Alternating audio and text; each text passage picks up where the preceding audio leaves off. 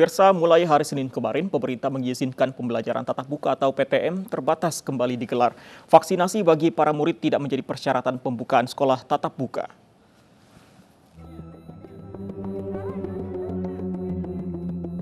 Mulai Senin 30 Agustus 2021, pembelajaran tatap muka atau PTM kembali digelar di seluruh daerah yang memberlakukan PPKM level 1 hingga 3. Tak hanya sekolah menengah pertama dan sekolah menengah atas saja, tingkat sekolah dasar pun juga boleh menggelar pembelajaran tatap muka.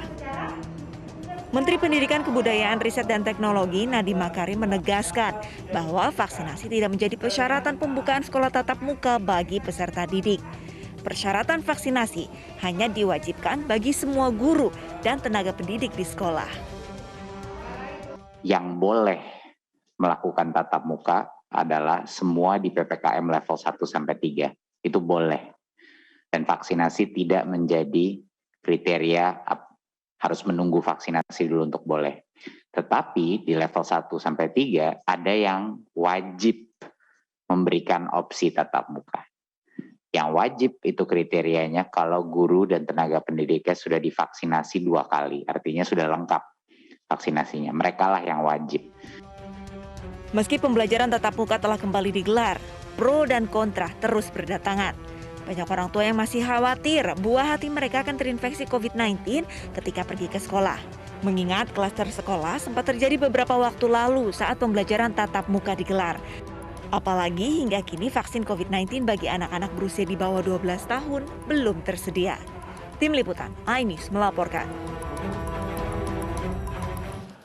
Dan pemirsa, bagaimana epidemiolog melihat dan menilai kondisi diberlakukannya kembali sekolah tatap muka di Indonesia meski sebagian siswa belum diberikan vaksin COVID-19? Kami akan bahas bersama Pak Tri Yunis Miko, epidemiolog. Pak Miko, apa kabar? Selamat siang Pak Miko. Alhamdulillah Mas Andi, baik. Baik, sehat selalu ya Pak Miko. Pak Miko, bagaimana pendapat Anda dengan siswa yang belum menjalani vaksinasi? Amankah untuk mengikuti belajar tatap muka, Pak? Jadi di Indonesia ini harusnya masuk sekolah berdasarkan indikator-indikator yang benar. Yang pertama adalah indikator positivity rate. Dan positivity rate itu harus diukur dengan benar.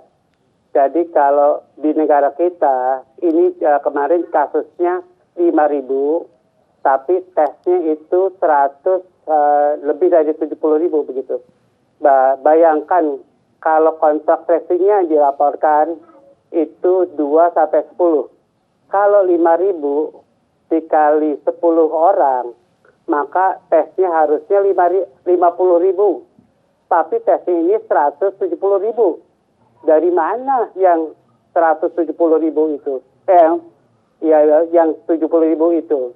Jadi harus dibedakan apakah itu dari surveillance pasif begitu, dari orang yang tes yang mau keluar kota, yang naik kereta begitu, dan naik pesawat, itu harus dipisahkan. Nah, oleh karena itu, negara kita harus punya konsep surveillance yang benar. Baik itu surveillance pasif maupun surveillance aktif. Nah, positivity rate harus diukur dengan benar. Nah, positivity rate dari orang yang tinggal di wilayah itu yang dites, berapa yang positif begitu. Jadi harusnya semua orang pakai konsep yang benar dalam memakai indikator.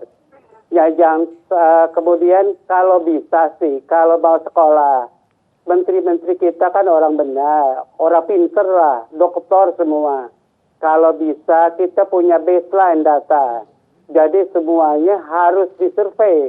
Yang SD yang sudah terinfeksi berapa, yang belum terinfeksi berapa, begitu. Jadi kita punya data yang benar sebelum mulai sekolah dibuka. Kalau itu berdasarkan masuknya itu tuntutan orang tua murid begitu, ya jangan diikuti. Kita orang-orang yang berpendidikan harus melakukan sesuatu itu berdasarkan data yang benar. Baik, Pak Miko, berarti juga termasuk indikator angka vaksinasi maksud Anda, karena kemarin Pak Nadiem Mendikbud menyatakan bahwa vaksinasi ini bukan syarat utama untuk digelarnya sekolah tatap muka. Tanggapan Anda dengan pernyataan tersebut? Ya, jadi Pak Nadiem itu sebenarnya saya bingung ya. Kalau menurut saya seharusnya adalah anak SD itu harusnya diupayakan divaksinasi dengan vaksin Pfizer yang bisa diberikan pada anak 5 tahun ke atas begitu.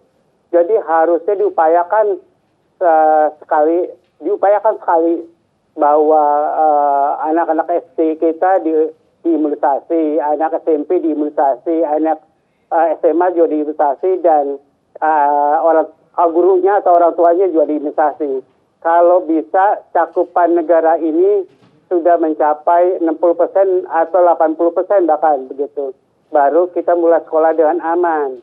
Kalau sekarang dimulai, yaitu sekolah tidak dengan aman begitu. Jadi orang tuanya takut, muridnya juga takut-takut. Jadi kalau terjadi letupan di sekolah itu, siapa bertanggung jawab? Kepala sekolahnya, gurunya, menterinya, begitu. Jadi harus bertanggung jawab semua itu. Baik. Pak Miko, mau tidak mau, meskipun ada pro dan kontra, ini tatap muka sudah berjalan di hari kedua pada hari ini. Yang harus dilakukan, yang bisa dilakukan oleh pemerintah saat ini, evaluasi pada poin yang mana yang sebaiknya dilakukan, Pak Miko? Ya, menurut saya dipastikan dulu surveillance-nya atau datanya benar, bahwa infeksi di wilayah itu, di kabupaten atau kota atau provinsi itu sudah jarang. Pastikan dulu pertama kali. Yang kedua adalah gurunya dipastikan cakupannya sudah bagus. Yang ketiga adalah cakupan di anak sekolah ini sudah bagus. Kalau tidak ada vaksinasi, maka upaya pencegahan harus maksimal. Kemudian upaya menjaga jaraknya harus aman begitu. Kemudian pakai masker semuanya. Jadi dan dipastikan bahwa tidak ada murid yang terinfeksi. Nah, ini yang amat sulit begitu. Kalau murid SD, SMP, SMA, kalau terinfeksi adalah OTG, maka itu diperlukan data survei. Berapa orang yang terinfeksi, berapa orang yang OTG, dan berapa yang tidak terinfeksi. Baik, Pak Miko, kita akan tunggu terus bagaimana evaluasi dari pemerintah. Terima kasih, Pak Tri Yunis Miko, epidemiolog. Selamat siang, Pak Miko. Pemirsa, kesadaran masyarakat untuk mendapatkan vaksin COVID-19 semakin tinggi. Bahkan dengan segala keterbatasannya, mereka rela mendatangi lokasi sentra vaksinasi yang jauh dari rumah mereka. Upaya ini dilakukan warga agar tetap sehat dan terhindar dari bahaya virus corona.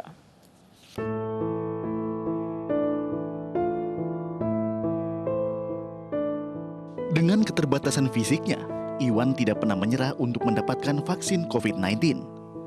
Ditemani sang kakak, dia rela mendatangi sentra vaksinasi MNC Studios Kebon Jeruk, Jakarta Barat untuk mendapatkan dosis kedua. Iwan berharap upayanya ini bisa menghindari dirinya dari bahaya COVID-19.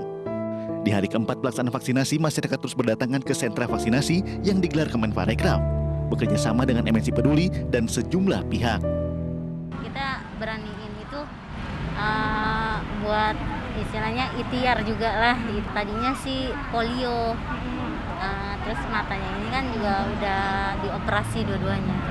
Lancar, cukup lancar, fasilitasnya juga enak, ruangannya juga dingin, sejuk. Program vaksinasi adalah upaya pemerintah mencapai herd immunity dan menanggulangi pandemi COVID-19 yang harus didukung oleh seluruh masyarakat. Saya kira tidak perlu ada rasa ketakutan bagi masyarakat yang belum divaksin. Vaksin ini merupakan suatu hal yang penting, yang perlu diikuti oleh setiap masyarakat, sekalipun dia belum terkena COVID. Ini supaya apa? Supaya meningkatkan kekebalan tubuhnya. Masyarakat yang ingin divaksin dapat datang ke sentra vaksinasi MNC Studios Kebon Jeruk, Jakarta Barat. Vaksin dosis kedua ini akan digelar hingga tanggal 31 Agustus 2021. Dari Jakarta, Bunga Ayu, iNews melaporkan. Pemirsa, ratusan warga berdesakan berebut pembagian paket sembako dari Presiden Joko Widodo. Selengkapnya usai jeda.